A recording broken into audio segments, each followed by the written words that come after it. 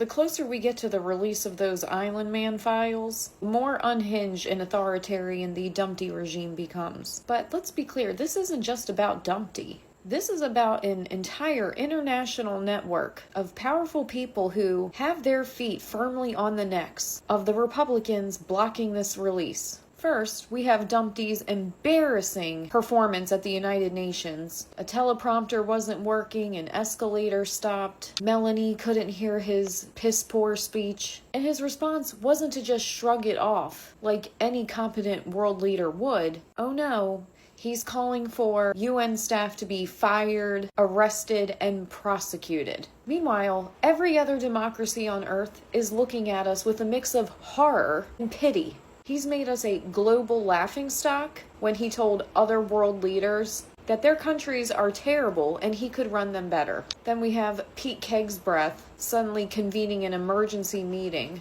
with 100 top military leaders, which this isn't a routine briefing. It's likely a loyalty test, and it's almost certainly going to involve a conversation about how to weaponize the military against American citizens who they deem as radical left or Antifa.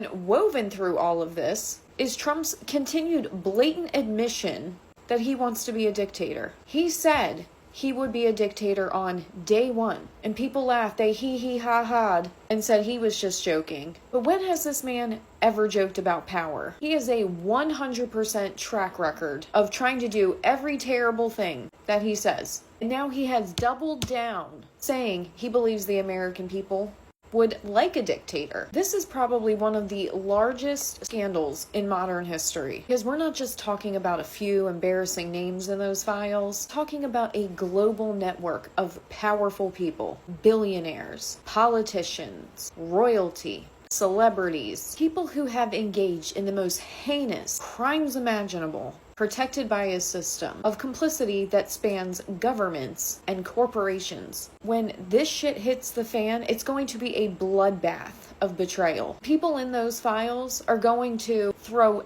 anyone under the bus to save themselves. Allies, friends, family. So their only hope for survival is to seize absolute power before those files see the light of day. They want to create so much noise and chaos that we're all too exhausted and frightened to focus on the one thing that matters. Their desperation is our confirmation, and their panic is proof that we're on the right side of history. So when you see ridiculous tantrums and emergency meetings and attempted power grabs to control the military, don't get distracted. See it for what it is. The flailing of cornered, guilty men who know their house of cards is about to collapse.